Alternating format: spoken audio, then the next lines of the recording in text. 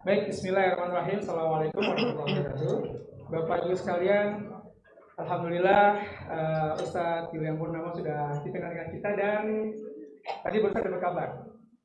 Ustadz William Purnama juga baru hadir karena salah Grand Alia. Jadi kan gak ada cuti deh Ustadz ya. Masya Allah. Jadi baru aja sudah selesai, beliau baru aja datang. Wah, ternyata nggak ada kebetulan ya. Udah Allah atur segala macam. Dan Alhamdulillah, adalah Masya Allah. Baik, Bapak Ibu sekalian, temanya adalah nggak kalah penting. Kalau kita pebisnis, kemudian kita nggak paham tentang tauhid dagang dan tauhid bisnis, PR, gitu ya, nggak ada fundamental yang kuat, kira-kira begitu. Maka tanpa berpanjang lebar, Anda persilahkan Ustadz William Purnama untuk langsung menyampaikan materi. Dan tadi disampaikan Bapak Ibu silahkan membuka file yang sudah diberikan oleh panitia di grup, tapi nanti Ustadz akan memberikan penjelasan lebih detail lagi. Jadi memang sedikit agak berbeda dengan yang di hadapan Bapak Ibu sekalian, tapi insya Allah ini masih ada korelasinya. Begitu Ustadz ya? Baik, kemudian yang kedua, nanti kita akan berikan sesi tanya jawab di sesi ini, tapi hanya satu untuk ikhwan, satu untuk akhwat. Dan pertanyaan selanjutnya bisa teman-teman manfaatkan di sesi pertanyaan nanti yang khusus di jam 2 siang. Baik, tafadhol. Bismillahirrahmanirrahim. Assalamualaikum warahmatullahi wabarakatuh. Alhamdulillahi rabbil alamin, hamdan katsiran thayyiban mubarakan fih kama yuhibbu rabbuna wa yardah. Salatu wassalamu ala nabiyyina Muhammadin wa ala alihi wa sahbihi ajma'in, amma ba'd. Para bapak, para ibu sekalian, para ikhwan, para akhwat rahimani wa rahimakumullah. Alhamdulillah alladzi bi ni'matihi tatimmus shalihat. Segala puji bagi Allah Subhanahu wa taala yang dengan nikmatnya kita bisa menyelesaikan berbagai amal-amalan saleh. Di antaranya kita bisa kumpul di sini, yang mana insyaallah ini adalah majlis ilmu syar'i yang dinaungi oleh para malaikat, yang diturunkan ke sini sakinah dan juga rahmah dan juga maghfirah. Ini adalah majlis yang berkah. Maka kita bisa hadir di sini, ini sebuah nikmat yang besar. Dan juga kita bisa hadir di sini semata-mata karena nikmat Allah Subhanahu wa taala. Oleh karena itu banyak-banyak kita bersyukur, banyak-banyak kita memuji nama Allah Subhanahu wa taala.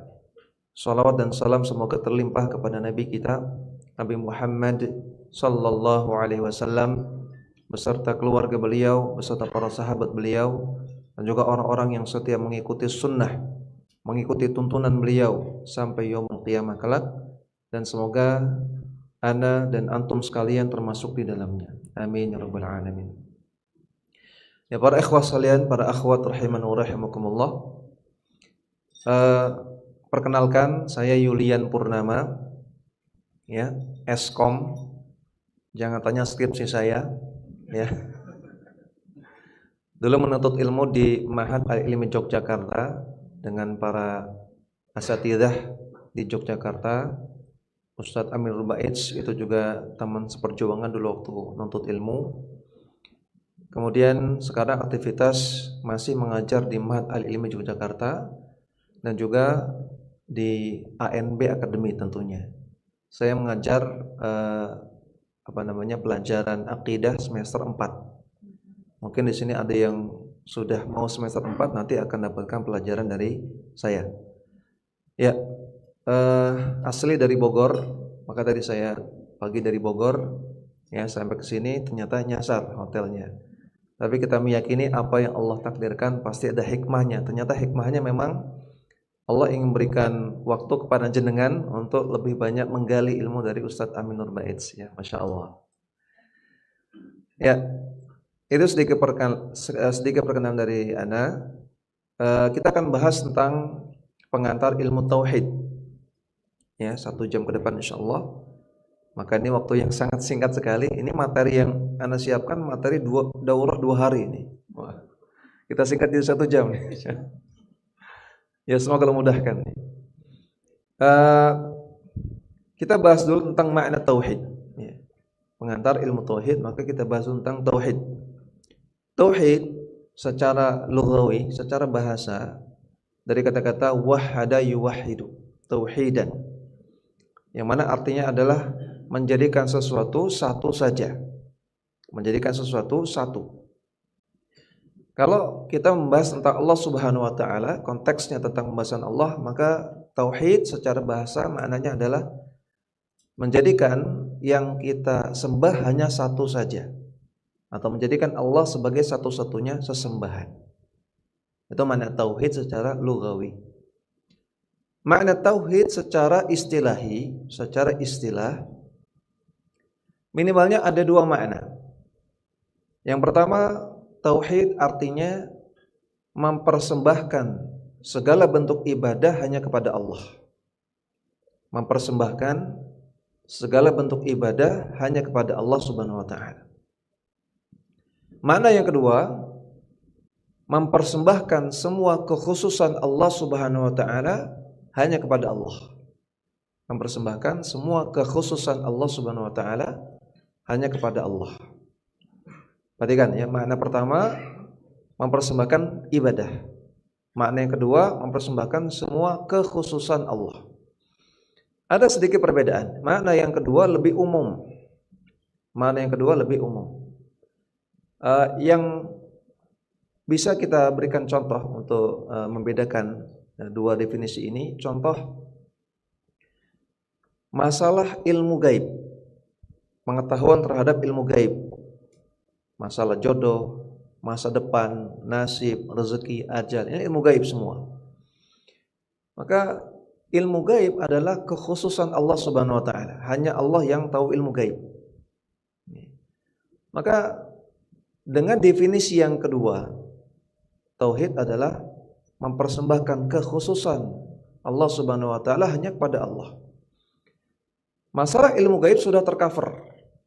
Kalau kita meyakini Allah satu-satunya yang tahu ilmu gaib, maka kita mempersembahkan hal ini yang mana itu khusus dimiliki oleh Allah Subhanahu wa taala hanya kepada Allah. Kita meyakini yang tahu ilmu gaib hanya Allah. Maka tercover oleh definisi yang kedua, tapi tidak tercover oleh definisi yang pertama. Yang pertama definisinya ya, tauhid adalah mempersembahkan ibadah hanya kepada Allah Subhanahu wa taala.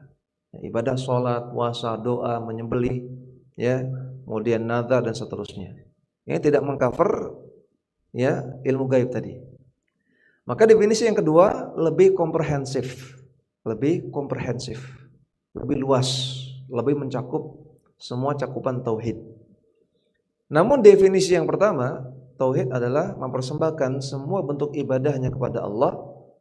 Disebutkan oleh para ulama karena memang pelanggaran tauhid dari sisi itu. Kebanyakan pelanggaran tauhid dari sisi mempersembahkan ibadah.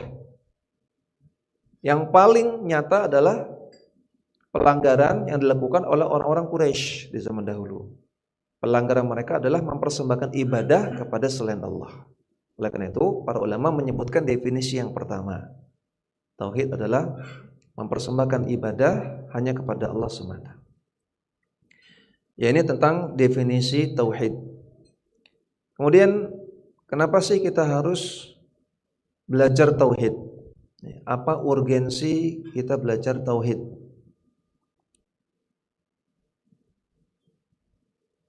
Ini saya ambil dari buku saya, judulnya Inti Agama Islam. Jadi mungkin ada beberapa yang kita skip.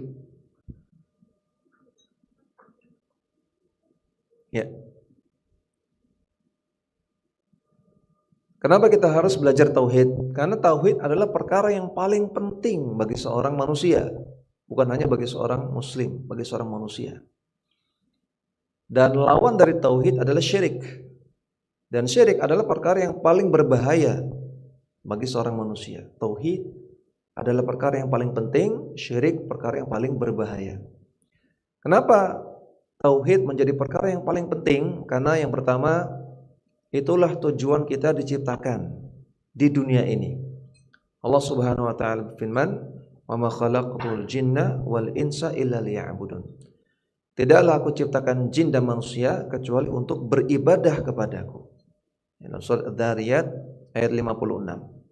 Kata Allah, Allah ciptakan jin dan juga manusia kita untuk beribadah kepada Allah Subhanahu wa taala. Disebutkan dalam tafsir Al-Qurtubi rahimahullah, beliau mengatakan liya'buduni ay liyuwahhiduni. Liya'buduni maknanya adalah liyuwahhiduni, mentauhidkan aku. Maka makna ayat wa ma khalaqtul jinna wal insa illa liya'budun maknanya adalah tidaklah aku ciptakan jin dan manusia kecuali untuk mentauhidkan aku. Itu maknanya. Maka Allah ciptakan kita untuk mentauhidkan Allah. Itu tujuan kita diciptakan di atas dunia ini. Oleh karena itu, tentunya tauhid menjadi perkara yang paling penting karena itu tujuan hidup kita. Tujuan kita ada di sini, alasan kenapa kita ada di sini di dunia ini untuk bertauhid.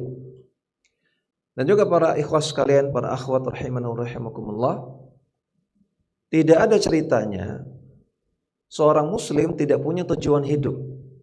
Ya, seharusnya begitu. Enggak ada ceritanya orang muslim enggak punya tujuan hidup karena tujuan hidupnya jelas, yaitu untuk beribadah kepada Allah, untuk mentauhidkan Allah, untuk hidup dalam keadaan bertauhid dan mati dalam keadaan bertauhid.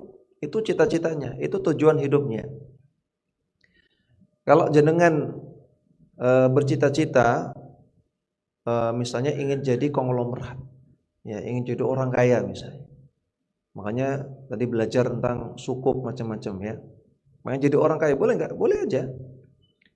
Kemudian cita-cita itu tercapai, ya mungkin jenengan bikin usaha, bikin startup, mungkin usahanya di scale up macam-macam sampai akhirnya berhasil jadi konglomerat, cita-citanya tercapai. Setelah itu apakah sudah enggak punya cita-cita lagi? Enggak. Seorang muslim masih punya cita-cita yang paling besar, yaitu ingin mati dalam keadaan bertauhid. Itu kan belum tercapai. Jadi konglomerat sudah tercapai, tapi kan belum tercapai mati dalam keadaan bertauhid. Maka nggak ada ceritanya orang muslim nggak punya tujuan hidup. Maka seharusnya nggak ada ceritanya orang muslim bunuh diri harusnya. Orang bunuh diri kan seolah-olah dia nggak tahu lagi di hidup ini mau ngapain, nggak punya tujuan hidup. Jadi dia bunuh diri. Padahal kalau dia paham tauhid, dia paham bahwasanya dia masih punya cita-cita, dia masih punya tujuan hidup yang belum tercapai, yaitu mati dalam keadaan bertauhid. Kemudian kenapa tauhid begitu penting untuk kita? Karena tauhid adalah syarat sah diterimanya amalan soleh. Syarat sah diterimanya amalan soleh.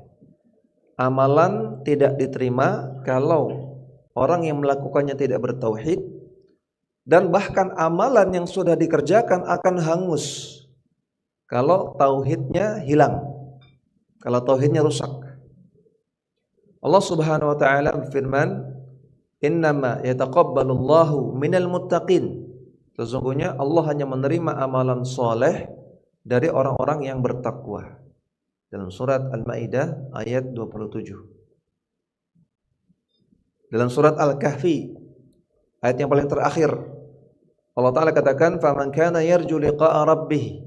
Siapa yang ingin ketemu dengan Rabbnya, ingin ketemu dengan Allah di surga, "Falya'mal 'amalan shaliha." Maka amalkanlah amalan yang soleh, artinya amalan yang benar sesuai dengan tuntunan, "Wala yusyrik bi'ibadati rabbih ahada." Dan jangan berbuat syirik dalam beribadah kepada Allah Subhanahu wa taala. Ada dua syarat amalan soleh bisa diterima. Yang pertama, amalannya benar sesuai dengan tuntunan. Yang kedua, amalannya hanya kepada Allah Subhanahu wa taala dipersembahkan. Amalannya di atas tauhid, tidak berbuat syirik. Ikhlas. Ini yang kita sering sebut dengan ikhlas dan ittiba. Dua syarat amalan diterima, ikhlas dan ittiba. Dalilnya surat Al-Kahfi ayat 27. Ya, maka minimal dari dua ayat ini kita ketahui bahwasanya tauhid adalah syarat sah diterimanya amalan soleh. Kalau orang yang melakukan amalan itu enggak bertauhid, tidak diterima amalannya. Contoh, kalau ada seorang petani, ya, ketika azan subuh dia bangun, dia pergi ke masjid, sholat subuh berjamaah di masjid. Sholat subuh berjamaah di masjid, amalan soleh, jelas, bahkan amalan yang wajib. Kemudian jam 7 pagi dia pergi ke sawah. Dia pergi ke sawah, sebelum dia melakukan aktivitas di sawah, apakah macul, apakah nandur, ya. Ini ngamutan yang ngomong orang Jogja, jadi contohnya petani ke sawah ya. Saya tinggal di kampung ya, anak saya mandi kali. Jadi petani jam 7 ke sawah, macul, nandur. Sebelum melakukan itu, dia persembahkan ayam ingkung untuk Dewi Sri. Nggak tahu nih Srinya Sri Astuti apa Sri Wedari apa Sri. Ada Ibu Sri di sini? Mempersembahkan tumbal, mempersembahkan sajen untuk Dewi Sri. Maka ini adalah perbuatan kesyirikan. Ini menghancurkan tauhidnya. Dan ini adalah kesyirikan berdasarkan ijma' ulama, tidak ada khilafiyah. Mempersembahkan sajen untuk selain Allah Subhanahu wa taala adalah kesyirikan berdasarkan ijma' ulama, semua mazhab. Tidak ada khilafiyah dalam masalah ini. Maka seketika itu dia melakukan kesyirikan, tauhidnya hancur, tauhidnya bermasalah. Salat subuh yang dia lakukan di pagi hari tadi hangus, pahalanya tidak ada. Kemudian si petani ini dia macul, nanam macam-macam. Jam 9 pagi dia istirahat dulu dan dia mampir ke mushola sholat duha. Maka sholat duhanya enggak diterima, enggak sah. Karena dia tidak bertauhid. Hancur tauhidnya dengan dia melakukan kesyirikan. Siang hari azan duhur berkumandang, dia sholat duhur ke masjid. Maka sholat duhurnya enggak sah, tidak Allah terima, enggak ada pahalanya. Jam 3 sore dia sholat asar, enggak sah, enggak diterima pahala, enggak ada pahalanya. Dan seterusnya sampai dia bertaubat kepada Allah dari perbuatan syiriknya, baru Allah terima lagi amalan solehnya. Ya, jadi kalau pelaku amalan soleh itu tidak bertauhid, amalan tidak diterima. Bahkan amalan-amalan yang sudah dilakukan sebelumnya hangus. Di dalam Al-Quran Allah Subhanahu Wa Taala katakan kepada Rasulullah Sallallahu Alaihi Wasallam, la in asyrakta la yahbatanna amaluka. Kalau engkau berbuat syirik wahai Rasulullah. Ini Rasulullah ya. Ini bukan salah seorang di antara kita. Rasulullah SAW. Kalau engkau berbuat syirik, la yahbatanna amaluka, maka amalanmu akan hangus semua, hilang, hancur. Wala takunanna minal khasirin, dan engkau akan menjadi orang yang merugi. Rasulullah saja kalau berbuat syirik hangus amalannya, apalagi kita. Ya. Maka ini menunjukkan pelajaran tauhid begitu penting. Ya, karena tauhid adalah syarat sah diterimanya semua amalan soleh. Kemudian tauhid adalah kunci masuk surga. Kita wajib meyakini semua orang yang mati dalam keadaan masih punya tauhid pasti akan masuk surga. Wajib kita yakini dan boleh kita katakan seperti itu dengan yakin. Setiap orang yang mati dalam keadaan bertauhid pasti masuk surga. Boleh kita katakan seperti itu, bahkan wajib kita katakan seperti itu. Rasulullah sallallahu alaihi wasallam bersabda, "Man qala la ilaha illallah sidqan min qalbihi dakhala al-jannah." Siapa yang mengucapkan la ilaha illallah dengan tulus dari hatinya. Artinya dia benar-benar tulus, bukan sekedar ucapan. La ilaha illallah yang datang dari hati dan dia ilmu itu, maka dia akan masuk surga. Ya, hadis ini asalnya dalam Sahih Bukhari, hadis Sahih Bukhari, hadis sahih. Maka siapa yang bertauhid, siapa yang la ilaha illallahnya benar, pasti akan masuk surga, pasti. Walaupun ada yang langsung masuk surga tanpa diadab, tanpa dihisab, ada yang mampir ke neraka dulu. Ada yang diadab sekadar dosanya. Setelah itu dia nanti akan dimasukkan ke surga juga. Jadi orang yang bertauhid pasti masuk surga. Namun ada yang langsung, tapi ada juga yang belok dulu ke neraka. Waliyadzubillah. Ya. Kata para ulama, dan ini salah satu akidah Ahlussunnah adalah bahwasanya orang yang mati dalam keadaan bertauhid tapi membawa dosa besar. Membawa dosa besar. Maka statusnya tahtal masyiah. Tahtal masyiah. tergantung kehendak Allah Subhanahu wa taala. Kata Allah Subhanahu wa taala, "Innallaha la yaghfiru ayyushraka bihi wa yaghfiru ma duna dzalika liman yasha." Allah tidak akan mengampuni dosa syirik. Namun Allah akan mengampuni dosa-dosa yang selain itu. Namun liman yasha, bagi orang-orang yang Allah kehendaki. Artinya bisa iya, bisa enggak. Ya, enggak bisa dipastikan, tergantung kehendak Allah, tergantung masyiah Allah.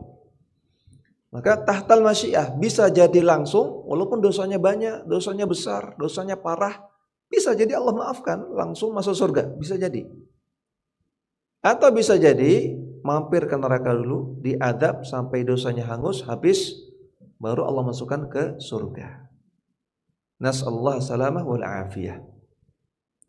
Maka tauhid adalah kunci masuk surga. Orang yang bertauhid pasti masuk surga walaupun ada yang langsung, ada yang mampir. Dan suatu kaidah yang disebutkan oleh para ulama, ini antum harus ingat-ingat bahwasanya kunci masuk surga adalah tauhid. Namun kunci masuk surga tanpa hisab dan tanpa azab adalah tahqiqut tauhid. Mewujudkan tauhid yang sebenar-benarnya. Kunci masuk surga adalah sekadar bertauhid. Artinya yang penting ada tauhid dalam hati. Tidak hilang, tidak berbuat syirik akbar. Orang yang seperti itu, mati dalam keadaan seperti itu pasti masuk surga, pasti. Walaupun bisa jadi mampir, masuk neraka dulu, bisa jadi langsung. Tapi siapa yang ingin masuk surga langsung, tanpa hisab, tanpa azab, tanpa mampir neraka dulu, kuncinya adalah tahqiqut tauhid. Mewujudkan tauhid dengan sebenar-benarnya. Gimana caranya? Caranya dengan dia bertauhid, dia perbaiki akidahnya dan juga dia perbaiki amalannya. Dia salat 5 waktu, kemudian dia menutup aurat, dia tidak makan riba, dia tidak minum khamar, dia tidak zina dan seterusnya. Itu namanya tahqiqut tauhid. Jadi kenapa penting untuk belajar tauhid? Karena tauhid adalah kunci surga. Dan juga tauhid adalah inti dakwah. Inti dakwah para nabi dan rasul dan inti dakwah seluruh dai harusnya. Semua rasul dan semua nabi, perlu diketahui rasul jumlahnya dalam sebuah hadis riwayat Imam Ahmad dari Abu Dzar Al-Ghifari, jumlah rasul ada 315 orang.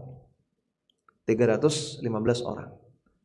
Jumlah nabi ada 124.000 orang. Banyak sekali, ya. Karena setiap rasul pasti nabi. Jadi yang 315 itu sudah termasuk yang 124.000. Jadi bukan hanya 25, ya. 25 itu adalah nama nabi dan rasul yang disebutkan di dalam Al-Qur'an namanya. Tapi ada nabi-nabi dan rasul yang tidak disebutkan dalam Al-Qur'an, bahkan tidak disebutkan dalam hadis. Ada 124.000 nabi. Dari zaman Nabi Adam alaihissalam sampai zaman Nabi kita Nabi Muhammad sallallahu alaihi wasallam. Sebanyak itu semuanya inti dakwahnya adalah tauhid. Ngajak orang untuk menyembah Allah semata, ngajak orang untuk meninggalkan penyembahan kepada selain Allah. Itu intinya. Bukan yang lain. Ya, bukan ngajak untuk ayo sedekah.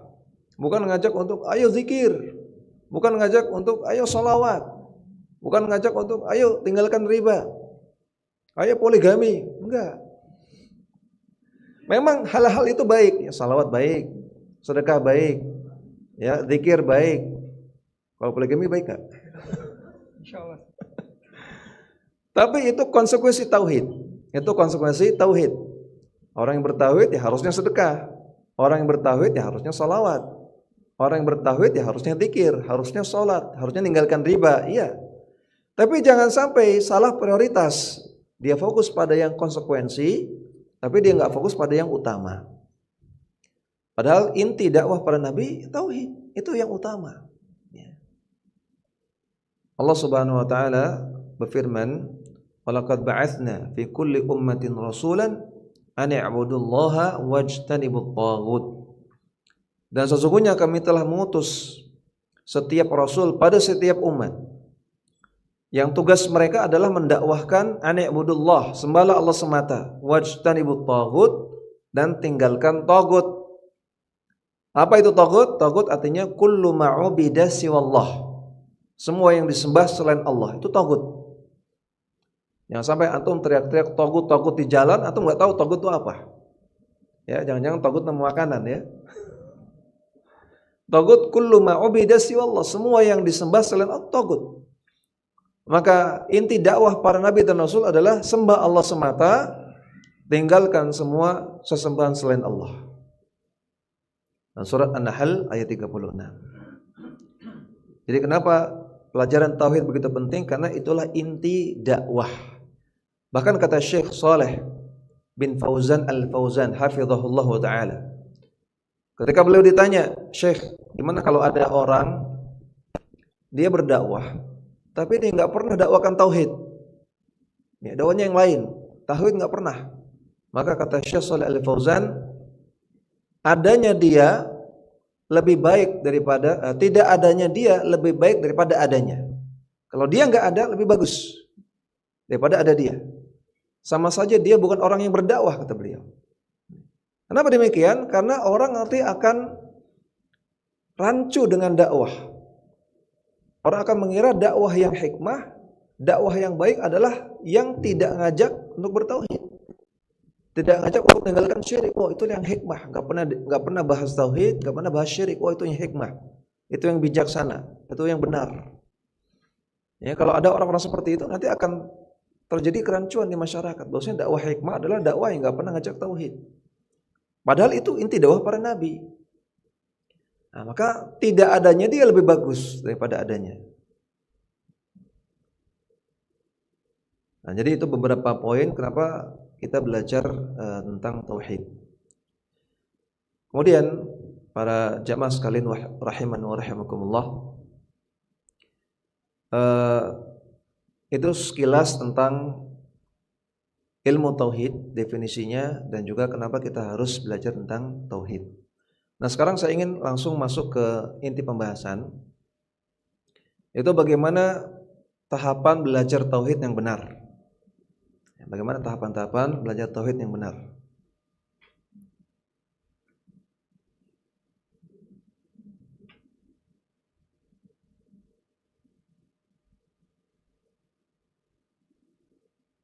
Ini catatan yang lebih lengkap di sini. Lihat, ya. Cara belajar tauhid. Tentunya selain apa yang sudah diajarkan di ANB Academy, ya. Jadi di ANB Academy itu diampu oleh para pengajar, ya, yang insya Allah kompeten dan mereka menguasai ilmunya, dan mereka sudah mengumpulkan dari berbagai macam referensi, ya, diringkas, dipadatkan, dipermudah bahasanya, kemudian disajikan kepada jenengan sekalian, ya. Maka tetap bagus, ya, belajar di ANB Academy. Di sana diajarkan fikih, tauhid, akidah, bahkan juga akhlak, ya, Al-Quran. Tapi itu hasil dari ringkasan, dari hasil membaca berbagai macam referensi, kemudian disajikan kepada jenengan. Tapi idealnya belajar tauhid adalah sebagai berikut. Untuk orang yang pertama kali belajar, yang dia masih blank, masih zonk dari awal, pemula sekali, maka tentunya tidak langsung kita sajikan kajian-kajian kitab. Enggak langsung kita sodorkan, ayo ngaji kitab tauhid, enggak seperti itu caranya. Untuk orang yang pertama kali belajar, maka kita minta mereka untuk kuasai 5 materi dulu. Yang pertama tentang makna la ilaha illallah. Materi tentang makna la ilaha illallah. Yang kedua tentang syarat dan rukun la ilaha illallah supaya sah. Supaya la ilaha illallahnya sah, ada syarat dan rukunnya. Yang ketiga tentang makna tauhid dan pembagiannya, yang mana sudah kita sebutkan tadi tentang makna tauhid sedikit. Makna tauhid dan pembagiannya. Yang keempat tentang makna syirik dan pembagiannya. Syirik itu apa? Ya, jenis-jenis syirik itu apa? Kemudian yang kelima tentang rukun iman yang 6 secara ringkas. Ini 5 materi dasar dalam belajar tauhid. Ini dulu dikuasai. Silakan cari kajian-kajian tematik, tabligh akbar tentang makna la ilaha illallah, tentang makna tauhid. Silakan datangi kajian-kajian rutin yang bahas ini. Ya, atau silakan minta seorang ustadz untuk mengajarkan materi-materi ini. Ya, ini tanpa kitab, jadi langsung ke ustadz. Ya. Ini 5 materi ini pun sudah lama ya. Kalau antum ingin menghatamkan 5 materi ini pun mungkin ya sebulan kalau intens sampai paham. Jadi orang yang baru ingin hijrah, baru ingin mulai serius belajar tauhid, ini dulu disampaikan ini dulu. Ya, jangan langsung dikasih kitab gundul dulu. Ya, kasihan nanti, wah Ustaz saya biasanya kitab yang keriting, Ustaz. Kok dikasih kitab gundul pusing, Ustaz. Nah, kalau 5 materi ini sudah hatam, sudah selesai, sudah paham, baru masuk ke kajian kitab. Nah, kenapa kok kita menuntut ilmu itu berbasis kitab? Karena memang demikianlah seharusnya. Kata Syekh Bakar Abu Zaid rahimahullahu taala, beliau katakan al-aslu fi ta'allumi at-talaqqi wat-talqin. Hukum asal belajar apapun, yang enggak hanya tauhid, belajar apapun, belajar ilmu agama adalah dengan talaqi. Talaqi artinya ketemu langsung dengan guru, duduk di majelis ilmu, bersimpuh di majelis ilmu, dan talqin. Talqin artinya materinya dibacakan oleh guru. Guru bacakan kitab, kemudian dia jelaskan, kemudian murid mendengar. Talqin, dibacakan oleh guru materi. Hukum asal belajar seperti itu, bukan otodidak. Ya, bukan belajar sendiri. Dengan guru, kemudian dengan dibacakan materinya oleh guru. Pakai kitab, ya. Dan juga kalau kita belajar dari kitab para ulama, maka kita akan tahu bahwasanya itu perkataan ulama. Kalau yang ngomong saya, maka ini perkataan saya. Ya, mungkin banyak salahnya daripada benernya. Tapi kalau kita baca langsung perkataan ulama, oh ini perkataan ulama. Apalagi ulama-ulama terdahulu, ulama-ulama salaf terdahulu. Maka kita tambah yakin, ini bukan perkataan fulan alan, bukan perkataan ustaz fulan ustaz alan. Ini perkataan ulama. Kemudian kalau kita baca langsung dari kitab, maka kita akan bisa mencerna dengan lebih luas pelajaran.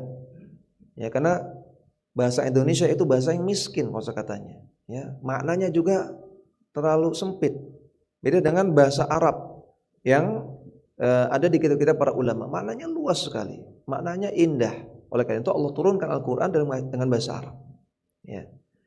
Sehingga dengan kita belajar langsung dari kitab, kita akan bisa mencerna dengan lebih komprehensif, lebih menyeluruh penjelasan para ulama. Ya, biasanya kalau ustadz menyampaikan dengan bahasa Indonesia, itu sudah hasil peringkasan, summarize, ya, sudah dipangkas-pangkas, sudah disingkat-singkat, dikasih kesimpulannya. Ya. Tapi kalau di kitab kita bisa baca dengan lebih komprehensif. Demikian juga kita bisa langsung mereferensikan, ya, bahwasanya ini keyakinan Ahlussunnah seperti ini di kitab ini. Jangan, oh ini keyakinan akidah Ahlussunnah, kata siapa? Kata Ustadz Julian. Siapa Ustadz Julian?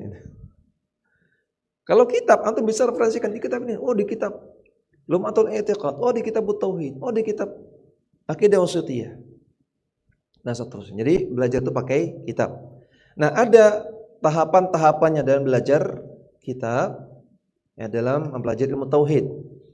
Saya bagi untuk mempermudah ada 4 tahapan. Ada 4 tahapan. Tahapan yang pertama, tahapan dasar. Tahapan yang kedua, tahapan menengah. Tahapan ketiga, tahapan lanjut 1. Yang keempat, tahapan lanjut 2. Tahapan yang pertama, tahapan dasar. Tahapan dasar ada 2 tahapan lagi. Saya bagi 2 lagi. Tahapan dasar 1 dan dasar 2. Tahapan dasar 1 mulai dengan kitab Al-Qawaidul Arba'. Kitab Al-Qawaidul Arba' ini kitab yang paling ringkes, yang paling mendasar, paling mudah. Karya Syekh Muhammad bin Abdul Wahhab. Kitab Al-Qawaidul Arba'. Jadi kalau sudah hatam 5 materi tadi, kemudian sudah ingin belajar kitab, mulai dari kitab Al-Qawaidul Arba'. Kitabnya ringkes, mungkin kalau daurah sehari selesai. Ya. Kemudian setelah itu lanjut ke kitab Al-Usul Ats-Tsalatsah. Karya Syekh Muhammad bin Abdul Wahhab rahimahullah juga. Al-Usul Ats-Tsalatsah. Kemudian setelah itu lanjut ke kitab Aqidah Ahlus Sunnah wal Jamaah karya Syekh Muhammad bin Shalih Al-Utsaimin rahimahullahu taala. Ini 3 kitab dasar ya bagi orang yang pemula yang sudah hatam materi dasar dan sudah mulai belajar kitab. Nah, kalau 3 kitab ini sudah hatam, lanjut ke tahapan dasar 2. Mulai belajar kitab Kasyfus Syubhat. Kasyfus Syubhat. Ini juga karya Syekh Muhammad bin Shalih Al-Utsaimin, Syekh Muhammad bin Abdul Wahhab rahimahullah. Kitab ini berisi tentang bantahan-bantahan terhadap syubhat orang-orang musyrikin. Jadi para jamaah sekalian, orang-orang yang menyembah berhala itu punya dalil. Ya, jangan dikira orang nyembah Lata Uzza Manat enggak punya dalil. Orang nyembah berhala punya, orang nyembah kuburan punya dalil. Orang nyembah matahari, nyembah wali punya dalil. Ya, orang pakai jimat, punya keris, keramat, punya dalil. Nah, dibantah dalam kitab ini. Ini penting sekali. Kitab Kasyfus Syubhat. Kemudian kalau sudah selesai kitab Kasyfus Syubhat, bisa lanjut kitab Al-Usul As-Sittah. Al-Usul As-Sittah. Nah, di kitab Usul Sittah ini sudah mulai ada poin-poin manhaj. Yang tadinya kitab-kitab tadi berisi tentang tauhid. Nah, di sini sudah mulai ada dimulai pembahasan tentang akidah Ahlussunnah. Ya, manhaj. Misalnya di sini ada wajibnya taat kepada ulil amri dalam kitab ini. Demikian juga wajibnya selektif dalam menuntut ilmu. Ya, enggak boleh hadir di majelis ahlul bid'ah. Enggak boleh mendengarkan ahlul bid'ah. Ini sudah ada dalam kitab ini. Kemudian kalau sudah selesai usul sittah, lanjut kitab Al-Wajibat. Ya, dari kitab usul sittah karya Syekh Muhammad bin Abdul Wahhab juga. Kemudian kitab Al-Wajibat karya Syekh Abdullah Al-Qur'awi rahimahullah. Abdullah Al-Qur'awi. Yang mana di kitab Al-Wajibat ini sudah mulai ada tentang nawaqidul Islam, pembatal-pembatal keislaman. Nah, jadi untuk sampai materi pembatal keislaman itu harusnya menghatamkan 5 kitab. Ya. Itu pun pembahasan nawaqidul Islam, pembatal keislaman dalam kitab Al-Wajibat itu masih yang dasar. Yang mana pembahasan tentang nawaqidul Islam, pembatal keislaman terkait dengan masalah vonis kafir. Dan di sini pun masih dibahas secara dangkal saja, dasar. Sehingga antum lihat ya, vonis kafir ini bukan masalah remeh. Ya, untuk antum belajar ke situ saja antum harus punya muqaddimah dulu, punya landasan dulu. Baru belajar kafir mengkafirkan, ya. Jadi enggak boleh langsung ujuk-ujuk belajar takfir, enggak boleh. Yang terjadi adalah takfir sembarangan nanti, mengkafirkan orang sembarangan. Ini pun di sini masih dangkal, belum bisa memahami dengan baik. Ya, secara komprehensif. Setelah itu lanjut belajar kitab Fadlul Islam karya Syekh Muhammad bin Abdul Wahhab juga. Nah, di sini baru mulai ada pembahasan tentang bid'ah. Tentang bid'ah di kitab Fadlul Islam. Untuk sampai kepada pembahasan bid'ah antum harus lewati 6 kitab, sekitar 6 kitab dulu ya. Nah, maka juga ini harus hati-hati, jangan antum sembarangan membid'ahkan padahal antum belum punya ilmunya. Ya, ikuti dulu fase-fasenya, ikuti tahapan-tahapannya. Kemudian itu tahap dasar. Sekitar ada 7 kitab di tahap dasar. Ini pun kalau antum selesaikan sampai hatam, ya mungkin setahun kalau cepat ya, mungkin 2 tahun. Jadi harus sabar untuk ilmu itu. Ya, harus sabar, jangan ingin instan. Semua yang instan itu katanya nggak baik, ya kayak mie instan ya. Mana ya? Kemudian yang kedua tahapan menengah. Tahapan yang menengah. Kalau sudah selesai tahapan dasar, silakan lanjut ke tahapan menengah. Di tahapan menengah dimulai dengan mempelajari Kitabut Tauhid. Kitabut Tauhid karya Syekh Muhammad bin Abdul Wahhab. Jadi ini kitab menengah. Ya, bukan kitab dasar. Kenapa? Karena di dalamnya isinya dalil Al-Qur'an dan As-Sunnah tanpa penjelasan. Ya, tanpa penjelasan, cuma dalil-dalil saja. Dan penjelasannya pun harus penjelasannya agak panjang lebar. Jadi kita taruh di tahapan menengah, bukan untuk pemula. Kemudian kitab Lum'atul I'tiqad karya Al-Imam Ibnu Qudamah Al-Maqdisi. Lum'atul I'tiqad. Nah, di sini mulai ada pembahasan tentang asma wa sifat. Tentang Allah istiwa di atas arsy, Allah turun ke langit dunia, Ya, Allah melihat, Allah mendengar, Allah datang di hari kiamat dan seterusnya. Masalah takwil ya di sini sudah mulai ada bahasanya. Kemudian lanjut ke kitab Al-Aqidah Al-Wasithiyah karya Syekhul Islam Ibnu Taimiyah rahimahullah. Ini sudah mulai lebih dikembangkan lagi pembahasan yang ada dalam kitab Lum'atul I'tiqad. Kemudian lanjut ke kitab Ushulus Sunnah karya Imam Ahmad bin Hambal. Nah, ini sudah lebih kompak lagi, lebih padat lagi pembahasannya, sudah membahas poin-poin akidah Ahlussunnah, tidak hanya tauhid tapi juga akidah Ahlussunnah. Ya, tentang wajibnya ikuti sahabat, ya wajibnya ikut salafus saleh, kemudian tidak boleh mempertentangkan dalil dengan akal dan seterusnya. Kemudian kitab Nawaqidul Islam karya Syekh Muhammad bin Abdul Wahhab. Nah, baru di sini dibahas tentang kaidah-kaidah vonis kafir. Ada kaidah-kaidahnya secara lebih panjang lebar. Kemudian selesai tahapan menengah, lanjut ke tahapan lanjut 1. Tahapan lanjut 1. Nah, ini sudah tahapan tinggi ini.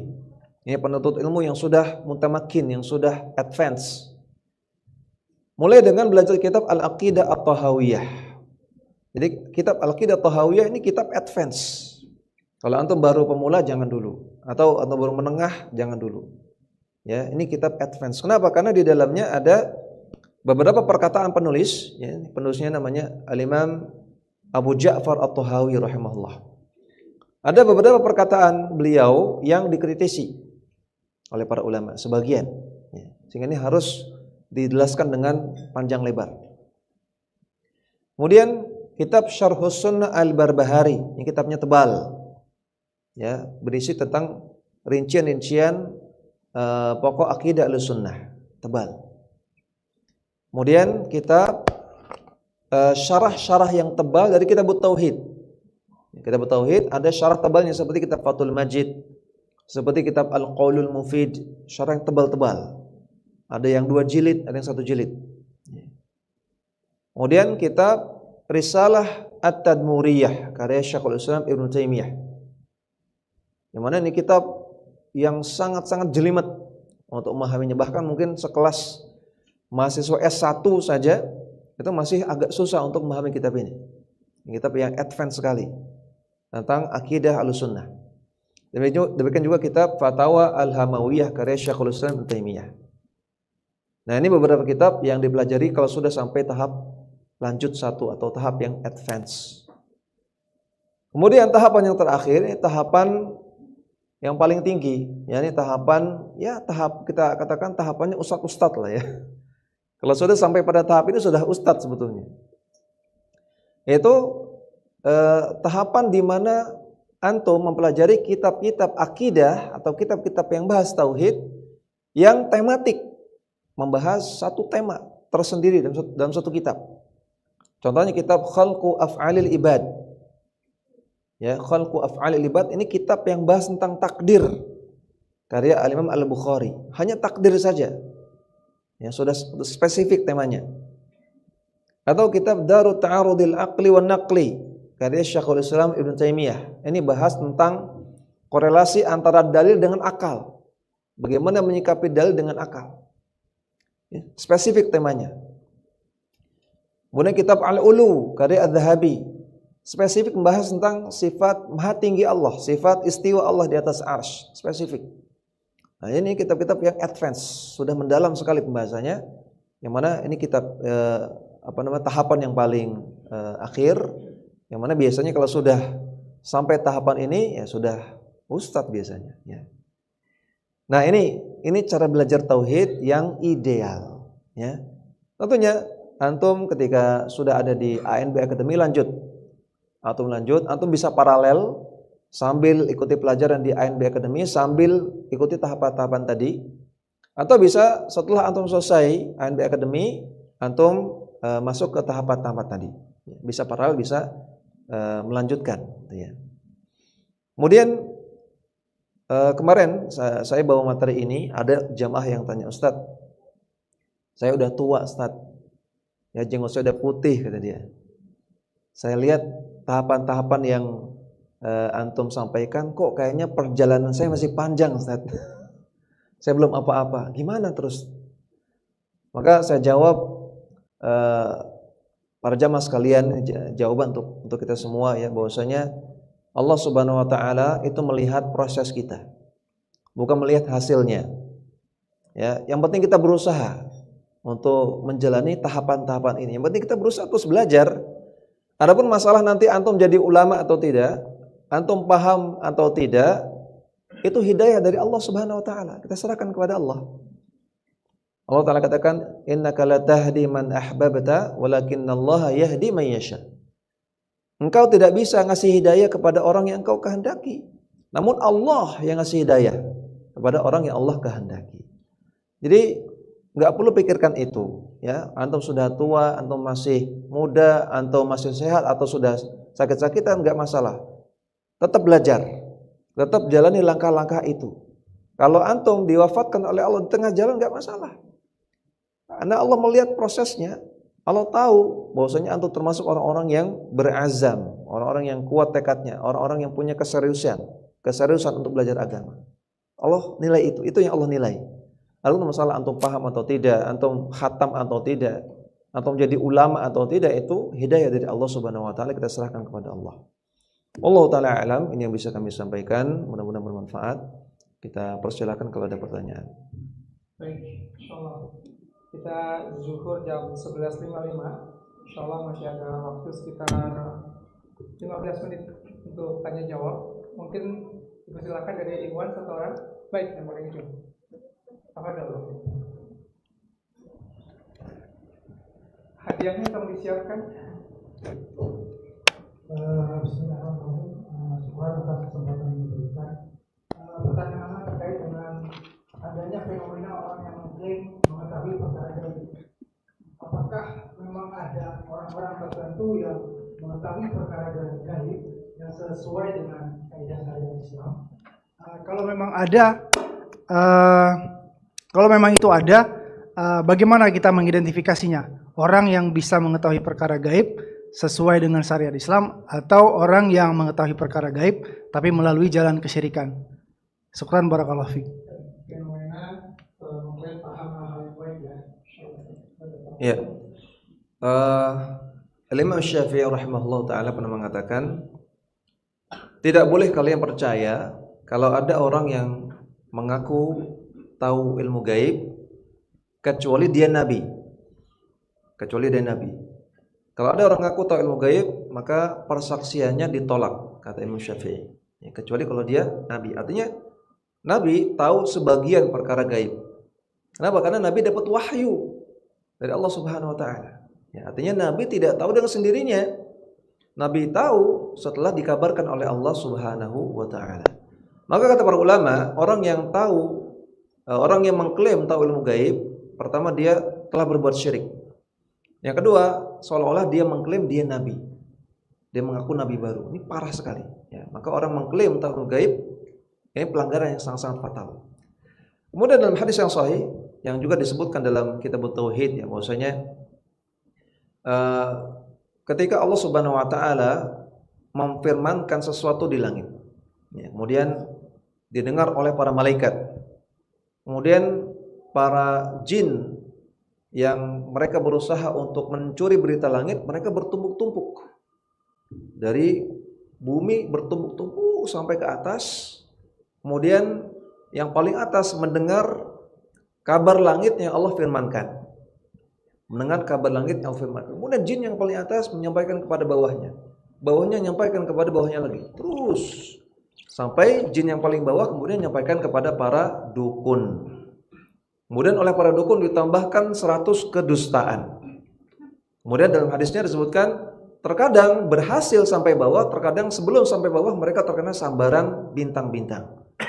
Ya, karena bintang-bintang itu rujuman lisyayatin, adalah untuk nyambar setan-setan. Ya, terkadang nyampe beritanya sampai bawah, terkadang belum nyampe udah kena sambaran, mati gitu ya. Maka terkadang ada berita langit, kabar gaib yang nyampe sampai ke para dukun. Tapi disampaikan, ditambahkan 100 kedustaan ya oleh para dukun. Jadi statistiknya dari 101 kabar yang disampaikan oleh dukun, memang ada satu yang benar. Memang ada satu yang benar. Dari 101 ada satu yang benar. Karena apa? Karena nyuri berita langit. Ya. Dari para jin, dari para setan. Tapi kan kalau seperti itu statistiknya, dari 101 cuma satu yang benar. Kira-kira kita mau percaya nggak? Kalau ada teman kita omongannya dari 10 kali ngomong, dia yang 3-nya pasti bohong. 3-nya pasti bohong. Kita percaya nggak kira-kira? Nggak percaya. Ya. Apalagi kalau dia 10 kali ngomong, setengahnya pasti bohong gitu. Berarti kita katakan dia pembohong, jangan percaya sama dia gitu. Apalagi ini, dari 101 omongan dukun, 100-nya bohong gitu. Masa kita masih mau percaya sama dukun? Ya, apalagi ada ancamannya. Nabi mengatakan man ata kahinan aw arrafan fa saddaqa bima yaqul faqad kafara bima unzila ala Muhammadin sallallahu alaihi wasallam. Siapa yang datang kepada dukun atau peramal kemudian membenarkan apa yang dia katakan, maka dia telah kufur, telah kafir terhadap apa yang dibawa oleh Rasulullah sallallahu alaihi wasallam. Hadis sahih riwayat Imam Ahmad. Orang yang datang ke dukun, maka ada 3 rincian. Yang pertama, kalau dia datang ke dukun dan dia percaya omongan dukun, maka orang ini, kata para ulama, kufur, keluar dari Islam, murtad, Islamnya batal, statusnya non muslim. Kalau dia nyembelih ayam, kita nggak boleh makan. Ya. Kemudian kalau wanita muslim nikah sama dia nggak sah. Ya. Konsekuensinya seperti itu. Kalau orang datang ke dukun, kemudian dia tidak membenarkan perkataannya, nggak percaya, tapi dia datang, maka ini dosa besar, termasuk syirik asghar, namun tidak kafir. Dan sholatnya tidak diterima 40 hari. Nabi mengatakan man ata kahinan fasalahu an syai'. Orang yang datang ke dukun kemudian nanya, falam tuqbal salatuhu arba'ina yawman, maka tidak diterima salatnya 40 hari. Orang datang ke dukun nanya, tapi dia enggak percaya. Maka kata Nabi, salatnya enggak diterima 40 hari. Ustaz, enak dong enggak salat 40 hari? Bukan gitu, Bu. Jadi 40 hari kalau dia salat enggak ada pahalanya. Kalau dia enggak salat, tambah lagi dosanya, dosa meninggalkan salatnya, sudah enggak diterima, tambah dosa lagi. Tetap harus salat dia. Jadi kalau enggak percaya, tetap enggak boleh. Termasuk dosa besar, salatnya enggak terima 40 hari, dan syirik asghar. Kemudian yang ketiga, kalau orang datang ke dukun untuk mengingkari, untuk membantah, atau untuk menangkap, maka hukumnya boleh bahkan wajib. Ya, di Saudi Arabia ada namanya Hay'ah Amar Ma'ruf Nahi Munkar, Amar Ma'ruf Nahi Munkar, semacam polisi. Di antara tugasnya adalah nangkepin dukun-dukun. Nah, kan harus didatangi, maka boleh datang ke dukun untuk nangkep atau untuk membantah atau untuk nasihati, hukumnya boleh. Wallahu taala a'lam. Ini tanya Ahmad. Tahan dulu, nanti jam 2 bisa kita lompat. Baik ya Pak. Baik, ya satu orang dari Ahmad sekarang. Di belakang. Bismillah. Mau bertanya Ustaz? Iya. 2 pertanyaan boleh? Iya. Oke. Awal-awal saya sempat hijrah itu sempat membaca buku ya, 3 buku saya itu, judulnya Kitab Tauhid Dr. Shalih bin Fauzan bin Abdullah Fauzan. Apakah itu relevan atau untuk yang apa, maksudnya orang-orang yang baru hijrah gitu. Terus sama satu lagi yang Kitab Tauhid juga Syekh Asy-Syamili. Jadi alhamdulillah ketika awal-awal saya memahami tauhid lewat buku itu Ustaz. Nah, yang mau saya tanyakan apakah relevan untuk pemula gitu. Yang kedua Ustaz, ada ini semacam tulisan mungkin saya nanya ke Ustaz ya. Ada pasang suami istri, bulan dan bulana. Dia itu di awal kehamilan anaknya gitu sampai ke lahiran anaknya ada serangkaian peristiwa atau musibah yang menyedihkan gitu. Dari anak kedua itu dia dapat kembar 2, lalu sakit terus meninggal, terus yang sisa satu lagi yang kembarnya lalu meninggal lagi, terus anak yang ketiga hamil lagi, lalu ya, entah beberapa kemudian beberapa bulan meninggal lagi Ustaz. Kepada Allah, yang mau saya tanyakan, apakah berkaitan dengan perspektif tauhid gitu? Sedangkan kemarin sempat saya didatangi, dikunjungi, diberi semangat di Pulangan ini, ternyata suaminya itu bilang pernah bilang saya nggak mau punya anak lagi karena punya anak itu biayanya gede gitu, dan saya riset apakah itu ada berkaitannya dengan tauhid kita kepada Allah. Itu kan? Iya. Waalaikumsalam warahmatullahi. Pertama tentang kitab tauhid, kok ada dua gitu ya. Yang pertama karya Syekh Shalih Fauzan, yang kedua karya Syekh Muhammad At-Tamimi. Bahkan lebih banyak lagi ya. Jadi kitab tauhid banyak yang nulis ya. Ada kitab tauhid karya Ibnu Khuzaimah ya, dan juga kitab-kitab yang lain. Dan adapun kitab tauhid karya Syekh Shalih Al-Fauzan ini cocok untuk tahapan dasar yang kedua. Ya, kalau kitab tauhidnya Syekh Muhammad bin Abdul Wahhab itu di tahapan menengah. Kalau kitab tauhidnya Syekh Shalih Fauzan cocok, bagus, kitab yang bagus. Dan sudah saya ajarkan juga di mahat yang lain. Ini bagusnya di tahapan dasar 2. Dasarnya 2. Kemudian pertanyaan yang kedua, orang sudah punya anak, kemudian kembar, kemudian dulunya meninggal, punya anak lagi meninggal. Terus bagaimana ya? Setelah itu dia trauma punya anak. Pertama, Rasulullah SAW juga seperti itu. Ya, anak-anak beliau kebanyakannya meninggal ketika masih kecil. Anak beliau 7, ya, 4 perempuan, 3 laki-laki. Dan yang masih hidup setelah Rasulullah hanya 1, Fatimah saja. Yang lainnya meninggal ketika masih kecil. Padahal beliau orang mulia. Ya. Ini baru kehilangan anak berapa? 2, 3. Bagaimana dengan Rasulullah SAW? Ya, beliau juga sedih. Tapi beliau tidak putus asa. Beliau tidak marah kepada takdir. Beliau tidak trauma dan seterusnya. Ya, jadi mungkin dengan mengetahui bahwasanya Rasulullah juga seperti itu sedikit menghibur. Ya.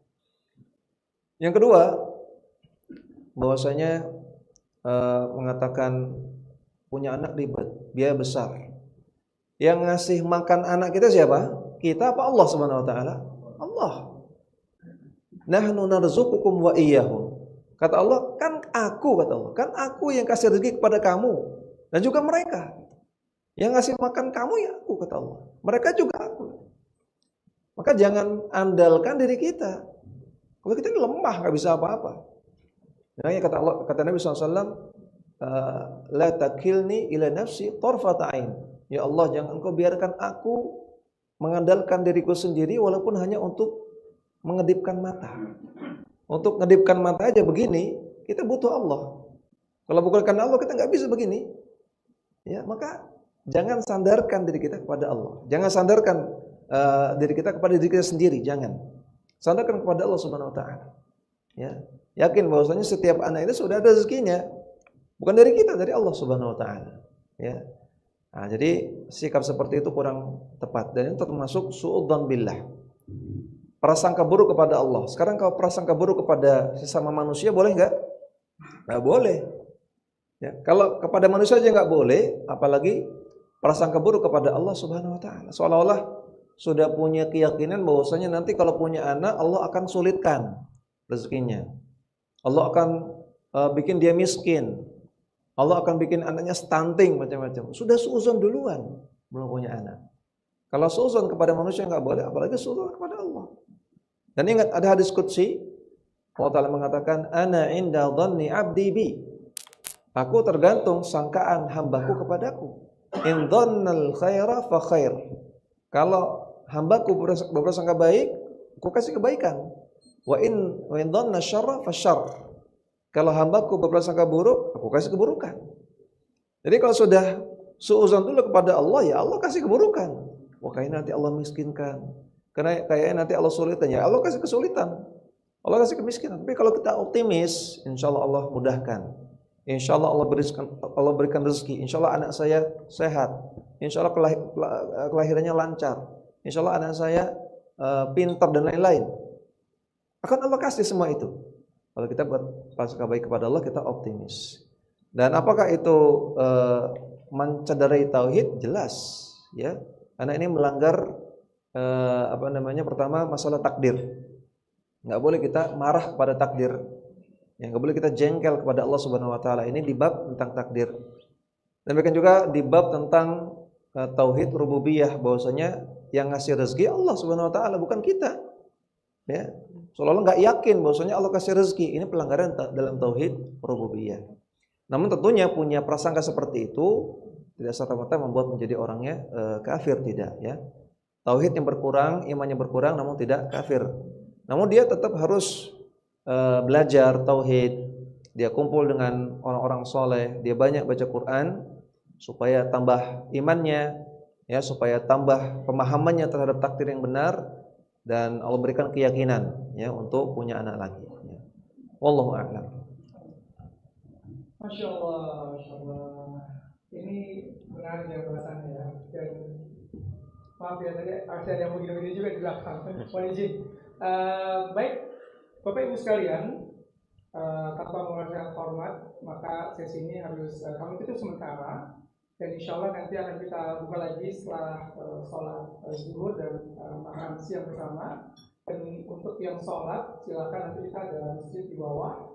Bapak Ibu bisa wudhu juga di sana.